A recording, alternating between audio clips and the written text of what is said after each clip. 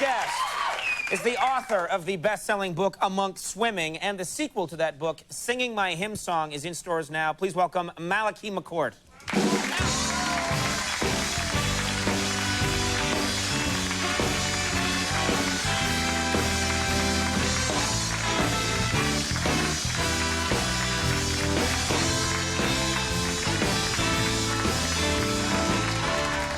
Thanks for being here. Nice to have you on the program. He is a disgrace. Yes, he is. Thang is ass. Thang does mean ass. What is poon? All right, let's... What is it about this show? I think now we have the respectable author on. We're going to clean this up, and you top everybody. An old guy just said poon. It's the greatest show ever. Would you shut up? Yeah, you're afraid no one's heard that. Yeah, it's nope spelled backward. Exactly. All right, I'm going to try and make this go. How are you, Conan? I'm doing fine. That's great. I was better before, but now I'm fine. My hair used to be like that. This? Yeah. I put mayonnaise in it. Did you really? Yeah, it's edible now. I put the urine of pregnant women in mine. What's happening? I thought this was going to be like the Charlie Rose segment.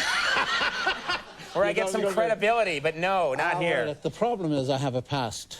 Yeah, well, you do have a past. Yeah. We should talk about that. And actually, in your book, you talk about that past a little bit. In Singing My Hymn Song, you talk about your years as a controversial radio host. Well, I'm not sure that I said I was controversial, but apparently a few things that I did say... you got in some trouble. Did upset people. Right. I was one of the first radio talk show hosts in New York City, and people would call up, "If you don't like it here, why don't you go back to where you came from?" So I said to this one woman, "Well, you know the size of the average womb." You're disgusting, she said. Yeah. Well, she was right. You're a disgusting man. Yeah. What was the thing that got you the most trouble? You actually got suspended once. I got suspended because the night of the Saturday Night Massacre, Richard, the late unlamented president, Richard Nixon. Was about to fire Archibald Cox, the special prosecutor, who was getting very close to the bone on this investigation. So he called Richardson, who was the Attorney General, and told him, fire Cox. Cox wouldn't do it. I mean, Richardson wouldn't do it. Right. He resigned. He resigned rather than fire Cox. Right. Ruckelshaus was the Deputy Attorney General. He wouldn't do it and resigned. And Bork, who was the Solicitor General, he did the job and fired Archibald Cox. And I was on the air, and as you know, when you're trying to fill in with these stupendous events taking place, you have to fill in, because unlike television, raising your eyebrow doesn't do any good. On radio, you have to keep talking. You have to improvise. Yes, so I was saying, well, where I come from, getting fired is called getting the sack. Now, Richard Nixon has fired Archibald Cox, which makes him a cocksucker.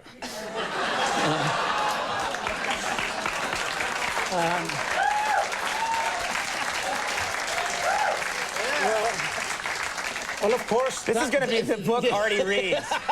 Artie's like, I'm going to read this book. But then Conan, I made it worse by saying, whoops, I just had a bowel movement.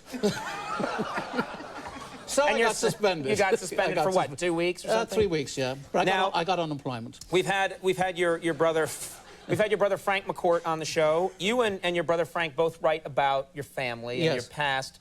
Your parents, they're no longer with us, but what did they think of your depiction of your family life? How did they take it? Well, my father got the Irish divorce very early. He disappeared. And that's how we do it. Yes, yeah. We're an amazing people. Yeah, we pull out, as they say. But the... You stop. Behave yourself. I know your type. Yeah. He's going to come home with you. He's going to follow you around. Say something else, Dirty. Come on. Call my wife. You've got a friend for life now in Artie Lang. The back of the cab and some scotch will be great. Where was I? Oh, yes. Well, my mother, Frank and I, we wrote a show called A Couple of Blackguards, which is playing in Minneapolis at the moment. And a stage performance, yeah. So it was about ourselves, really. So my mother was in the audience when we one night, and she got this she get this Irish disease, which happens to people here when they become Republican or respectable. It's a disease, you see, respectability. Right. Well, the Irish, I know it's true of my mother and my grandmother, they're very concerned with, we're respectable Irish. We're not cheap Irish, we're not shanty Irish, yeah, we're the good Irish. Or, you know, like him, you know, things like that. Yeah, right. I'm not Irish. How do you know? Do you know your father? Wow! Man! So anyway... welcome to our Friars roast. Where was I? Oh, yes, my mother came to the show anyway. Right. And she was... she's in the audience, and we're going on. And right in the middle of it, she stands up and says, "It wasn't that way at all. It's all a pack of lies." In the middle of the show? In the middle of the show. So I said, "Well, come up on the stage and tell us your side of the story." "I will not," she said. "I wouldn't be seen on the stage with the likes of ye. I have a good name to maintain." She stormed out. Yeah, absolutely. That's the response I get from my parents, too. Yeah. Stop doing that show. You're an actor. You do so many things. You're an actor as well. I have been an actor. You've acted with, but not just as dabbling. You acted with big people. You performed with Sean Connery. Sean Connery, Richard. I was in the Molly Maguires. I was in The Devil's Own, and She's the One. I've never met Sean Connery. What's he like? Sean is he's a great storyteller.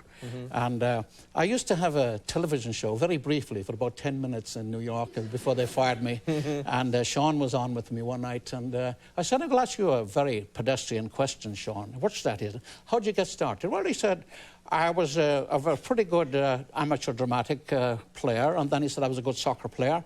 And then came the day, he said, when I got an offer to be a professional soccer player, and he said a good professional job as an actor. So I had to make up my mind to become an actor or a soccer player. And I said, "And what did you decide, Sean?" And he said, "Well, what did you say?" He said. You don't want to make James Bond angry. Oh, he realized I'd given him the needle, you see, right into the ribs. Why? Why do you do this to people? Why can't you just get along? You McCourts are trouble, in my opinion. Singing My Hymn Song is out right now. It's in bookstores. It's in the bookstores now. It's in the bookstores right now, and I'm going to get you to sign one for me. I will do that, Conan. I'd be delighted a real pleasure. to. Yeah. Malachy McCourt, thank you for making time. Thanks, Conan. God bless you. They've all made time for us tonight. Malachy McCourt, that's the book, Singing My Hymn Song. We'll take a break. We'll be right back.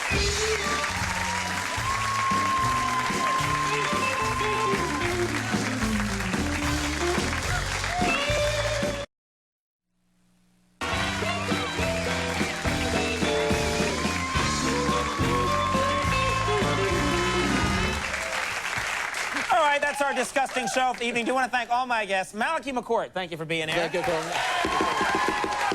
Our thanks to Mr. Artie Lang. Our thanks to Joshua Jackson for being here.